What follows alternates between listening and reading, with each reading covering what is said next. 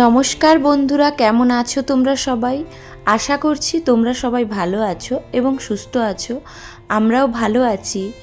আমার আরও একটি নতুন ব্লগে তোমাদের অনেক স্বাগত জানাই। আজকে এসেছিলাম আমরা বাগডোগরা স্টেট ব্যাংকে। এখানে ব্যাংকের কাজটা আমাদের তাড়াতাড়ি হয়ে যাওয়াতে তোমাদের দাদাভাই বলল যে এখন আর বাড়ি গিয়ে কী হবে, চলো আমরা কোথাও একটু ঘুরে আসি। তো মেয়ে বলল ঘুরতে যখন যাবে তাহলে আমাকে মিরিকে নিয়ে চলো। বাড়ি থেকে মিরিকটা একটু দূর হয়, তো আমি কিছু বলিনি, কেন এখন প্রায় 12টা মতো বেজে গেছে। এখন মিরিক যাব, আবার ফিরে আসতে আসতে সন্ধে হয়ে যাবে, তাই আমি আর জোর করিনি। কিন্তু যেহেতু মেয়ে বলেছে, আর মেয়ের কথা বাবা কখনোই ফেলে না, সেই জন্য তোমাদের দাদাভাই মিরিক নিয়ে যাচ্ছে আমাদের। এখন সকালে আমরা 9:30টার দিকে বেরিয়েছিলাম বাড়ির থেকে, সকালে ব্রেকফাস্ট করে। তো এইভাবে হঠাৎ করে মিরিক যাওয়ার আমাদের কোনো প্ল্যানিং ছিল না, হঠাৎ করেই তো প্ল্যানিংটা হলো। তো দুপুরের লাঞ্চটা হয়তো আমরা মিরিকেই ওখানে করব, কেন সেই কখন আমরা খেয়েছি সকালে, তো খিদে তো লেগেই যাবে। তো তোমাদের দাদাভাই বলল খিদে পেলে কোনো ব্যাপার নয়, ওখানে তো হোটেল রয়েছে, ওখানেই কিছু একটা খেয়ে নেব। মেয়ে তো খুব খুশি, ওর কথা মতো ওর বাবা মিরিকে নিয়ে যাচ্ছে। আর আমাদের ঘুরতে যাওয়াটা আমাদের হুটহাট করেই প্ল্যানিং হয়। আমরা কিন্তু আগের থেকে কোনো প্ল্যানিং প্রোগ্রাম করে রাখি না যে এই দিনে বা এত তারিখে আমরা এখানে যাব। মানে আমাদের ইচ্ছে হলো আর আমরা 3 জনে বেরিয়ে পড়লাম। তো আজকের ওয়েদারটাও ভীষণ সুন্দর, এত সুন্দর রোদ্দুর উঠেছে কি বলবো। আর এই রাস্তাটা হয়তো তোমাদের সবাইয়ের চেনা হয়ে গেছে। তোমরা যারা শিলিগুড়িতে থাকো তারা তো অবশ্যই চেনো, আর যারা আমার শিলিগুড়ির বাইরের বন্ধুরা, তোমরা যারা দেখেছো আমার ব্লগগুলো, আমরা পাহাড়ে গেলে কিন্তু এই একটা রাস্তা, আর একটা রাস্তা রয়েছে দার্জিলিং মোড় হয়ে, এই দুটো রাস্তা দিয়েই বেশিরভাগ আমরা পাহাড়ে যাই। বন্ধুরা তোমরা জাস্ট এই জায়গাটা একবার দেখো, এখানকার ভিউটা একবার দেখো, অসাধারণ লাগছে। এখানে নেমে আমি কিছুক্ষণ ভিডিও করব। তোমাদের দাদাভাই এখানে আবার বাইকটা দাঁড় করালো, দাঁড় করিয়ে রেখে মেয়েটা একটু রেস্ট করছে আর আমি একটু ভিডিও করছি। জায়গাটা দেখো বন্ধুরা, দারুণ জায়গা, মানে ভিউটা দেখার মতো। আর মিরিকের বৈশিষ্ট্য এটাই, মিরিকে কিন্তু কিছু নেই, ওই একটা লেক আছে, ওখানে একটু ছোটো মতো পার্ক করা আছে, এই ঘোড়া আছে, ব্যাস এইগুলোই, বোটিং। কিন্তু মিরিক যেতে যেতে তুমি যতগুলো ভিউ পয়েন্ট আছে এইগুলো দেখার মতো, এটাই হলো মিরিকের বৈশিষ্ট্য। তোমাদের দাদাভাই আমায় আবার তাড়া দিচ্ছে, কি গো তোমার ভিডিও করা হলো, তাড়াতাড়ি চলো এখান থেকে, এখানেই যদি সারাক্ষণ থাকো তাহলে ওখানে কখন যাবে। তো সত্যি আমরা এমনিতেই দেরি করেই এখানে এসেছি, বা এখনও অনেক রাস্তা বাকি আছে, এখানেই যদি আমরা টাইম ওয়েস্ট করি তাহলে তো দেরি হয়ে যাবে। তাই আমরা এখান থেকেও রওনা দিয়ে দেবো এবার।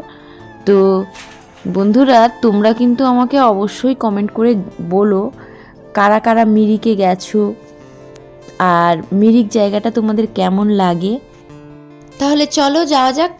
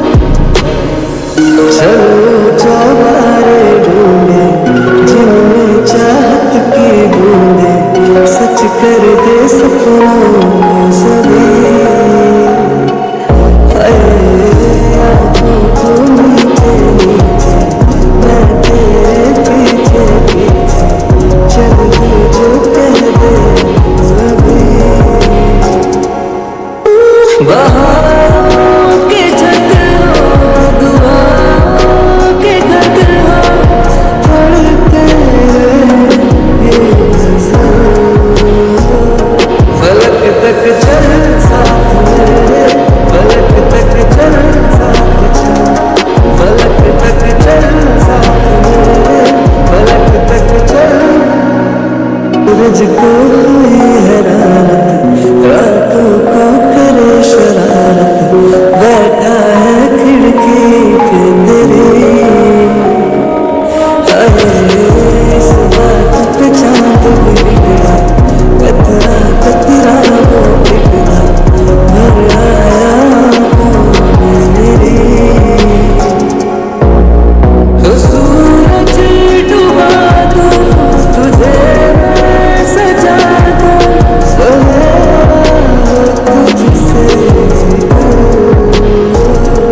फलक तक चल साथ मेरे, फलक तक चल साथ चल, फलक तक चल साथ मेरे, फलक तक चल। ये बादल की चादर, ये बादल की चादर, ये तारों की आंचल, फलक तक चल साथ मेरे, फलक तक चल साथ चल, फलक तक चल साथ मेरे, फलक तक चल चल चल। ये बादल की चादर, ये तारों के आंचल में छुप जाए, फलक तक चल साथ मेरे, फलक तक चल साथ चल, फलक तक चल साथ मेरे, फलक तक चल। चलो चौबारे ढूंढे जिनमें चाहत की बूंदे, सच कर दे सपनों को सभी। आंखों को नीचे नीचे, मैं तेरे पीछे पीछे, चल तू जो कह दे अभी। बहारों के झटके हो, दुआओं के घट हो, पढ़ते ये नज़र। फलक तक चल साथ मेरे, फलक तक चल साथ चल, फलक तक चल साथ मेरे, फलक तक चल। सूरज को हुई हैरानत, रातों को करे शरारत, बैठा है खिड़की पे तेरी। इस बात पे चांद बिगड़ा, कतरा कतरा वो बिगड़ा, भर आया आंखों में मेरी। চলে এলাম আমরা মিরিকে। তোমরা দেখতেই পাচ্ছ কত গাড়ি ঘোড়া, কত বড় বড় হোটেল। তো তোমাদের দাদাভাই মিরিকে আসতে না আসতেই ওর খিদে পেয়ে গেছে। ও আগেই আমাকে বলে দিয়েছে যে আগে আমরা খাবো তারপরে আমরা ঘুরবো। তো যাই হোক, কিছু বলা যাবে না, যেহেতু ও এত দূর অবধি গাড়ি চালিয়ে আমাদের নিয়ে এসছে। তো আমরা অনেক জায়গা ঘুরে ঘুরে দেখলাম, এখানে একটা হোটেল রয়েছে, কলকাতা বাঙালি হোটেল। যাই হোক, এখানেই আমরা এলাম। তো এখানে আমরা এখন মাছের ঝোল ভাত খাবো। তোমরা যদি মিরিকে এসে লাঞ্চ করতে চাও তাহলে আমি তোমাদের বলবো এই হোটেলে একবার খেয়ে দেখতে পারো। হোটেলটার নাম হলো কলকাতা বাঙালি হোটেল। তো এখানে হোটেলটার খাওয়ার দাওয়ার খুব সুন্দর, একদম পিওর বাঙালি খাওয়ার। আর ভদ্রলোক বা ভদ্র মহিলা, ওনাদের ব্যবহারও ভীষণ ভালো। তো যাই হোক, এখানে যদি এসে কারো লাঞ্চ করার ইচ্ছে থাকে তাহলে এই হোটেলটা অবশ্যই তোমরা ট্রাই করে দেখতে পারো। যাই হোক, তো আমরা এখন চলে এলাম বোটিং করব বলে। এখানে টিকিট কাটার জন্য ওরা বাপ মেয়ে দুজনে টিকিট কাটতে গেছে, আর আমি যথারীতি ভিডিও করছি, যেটা আমার ডিউটি। তো টিকিট কেটে তারপর আমরা এখন যাব ওখানে বোটিং করতে। মেয়ে খুব খুশি টিকিট কাটা দেখে, কেন কি ও তো এসেছে বোটিং করার জন্য অত দূর থেকে, আর যদি বোটিং করতে না পারতো মেয়েটার মন খারাপ হয়ে যেত। তো ও যখন দেখলো বাবা টিকিট কাটছে তো ও ভীষণ খুশি হয়ে গেল। তাহলে চলো আমরা এখন বোটের মধ্যে যাই। ও বাবা, টিকিট কেটেই যে বোট পাওয়া যাবে তা কিন্তু না। ভেতরে এসে দেখলাম অনেকেই বসে আছে বোটের জন্য। বোটগুলো গেছে, ওরা আসবে একটা একটা করে, তারপরে যে যেভাবে টিকিট কেটেছে ওইভাবে ওরা বোটের মধ্যে বসবে। তো আমরাও এখানে কিছুক্ষণ দাঁড়িয়ে রইলাম। তো বাবা মেয়ে ওখানে দাঁড়িয়ে আছে, কখন আসবে বোট অপেক্ষা করছে।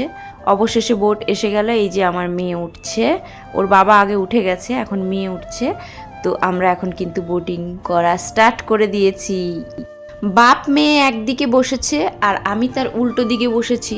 বোটটা চালাচ্ছে কিন্তু বাবা মেয়ে দুজনে। আমাকে আমার মেয়ে বলছে তোমাকে চালাতে হবে না, আমি চালাতে পারি, আমি আর বাবা দুজনেই চালাবো, তুমি খালি বসে ভিডিও করো আর আমাদের সাথে গল্প করো।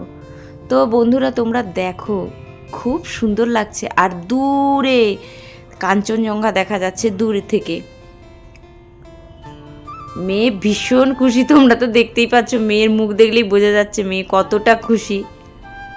আর শুধু মেয়ের কথাই বা বলি কেন, মেয়ের বাবাও খুব খুশি, তার সাথে মেয়ের মাও খুব খুশি। তোমরা আমার মুখ দেখেই বুঝতে পারছো আমিও ভীষণ খুশি। তো যাই হোক, 200 টাকা করে মনে হয় টিকিট নিয়েছিল, আর 30 মিনিট মানে আধা ঘন্টা বোটিং করতে দেয়। তো যাই হোক, আধা ঘন্টা প্রায় হতেই চললো, আর বেশিক্ষণ চলা যাবে না। তো আমরা এখন এখান থেকে চলে যাব। আর মেয়ে এখন বলছে যে ও একটু ঘোড়ায় চড়বে, সেই আগেরবার মূর্তি ঘুরতে গিয়ে ওখানে বাবা ওর ঘোড়া চড়িয়েছিল, ওই ভয়টা এখন কেটে গেছে, এখন ও ঘোড়ায় চড়বে। আমি আবার বারণ করে দিলাম, কেন মোটামুটি অনেকটাই বেলা হয়েছে, আর এখান থেকে সময় মতো যদি না বেরোতে পারি তাহলে কিন্তু রাস্তায় যেতে যেতে অন্ধকার হয়ে যাবে। আর আমার না ভীষণ ভয় লাগে, পাহাড়ে দিনের বেলায় আমার ভালো লাগে, রাতে পাহাড়ে গাড়ি চালাতে ভীষণ ভয় লাগে, কি জানি কেন। আর এদিকে তোমরা দেখতেই পাচ্ছ সূর্য ডুবতে চলেছে, তোমরা দেখতেই পাচ্ছ সূর্য লাল হয়ে এসছে, ও এখন ডুববে, ওই ডুবার সময় হয়ে এসছে। তো যাই হোক, আমার হাজব্যান্ডও বলল যে আর বেশিক্ষণ দেরি করবে না, আমরা তাড়াতাড়ি রওনা দিয়ে দিয়েছি এই জন্যেই। তো এই সময়টাও কিন্তু খুব সুন্দর লাগছে, তোমরা দেখো যেই জায়গাগুলো দিয়ে আমরা এসেছিলাম তখন রোদ্দুর ছিল, আর এখন রোদ্দুরটা নেই, কিন্তু দারুণ লাগছে। তোমরা দেখো শুধু কি সুন্দর সূর্যটা পাহাড়ের ওপারে ডুবে যাচ্ছে, এই সিনটা তো আরও সুন্দর লাগছে। এখানকার ভিউটা এত সুন্দর, তাই আমার হাজব্যান্ড বাইকটা দাঁড় করিয়ে রেখে বলল এখানে একটু ভিডিও করো, তাই জন্য ভিডিও করলাম। এত সুন্দর লাগছে এই জায়গাটা, কি বলবো, মানে পাহাড়ের ওপারে সূর্য অস্ত যাচ্ছে, ওই সাইডটা পুরো লাল হয়ে গেছে আকাশটা, সেটা তোমরা দেখতেই পাচ্ছ, আমি আর কি বলবো। তো আর এদিকে বেশ ঠান্ডা ঠান্ডাও লাগছে, আমরা সবাই যে যার মতো শীতের পোশাক পরে নিয়েছি।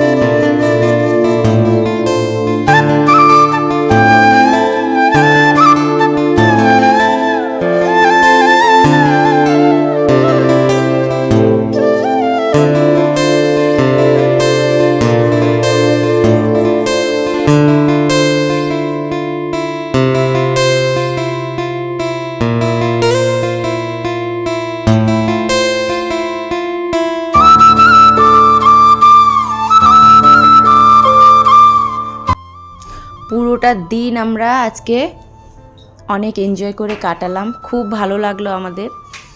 তো বন্ধুরা, আমার এই ব্লগটি যদি তোমাদের ভালো লেগে থাকে তাহলে লাইক কমেন্ট শেয়ার অবশ্যই করে দিও। আর আমার চ্যানেলটিকে যারা এখনও পর্যন্ত সাবস্ক্রাইব করোনি তারা তাড়াতাড়ি সাবস্ক্রাইব করে দিও। তোমরা সবাই ভালো থেকো, সুস্থ থেকো, আমি আবার ফিরে আসব আবার আরও একটি নতুন ব্লগ নিয়ে। তো আজকের মতো এখানেই, টাটা।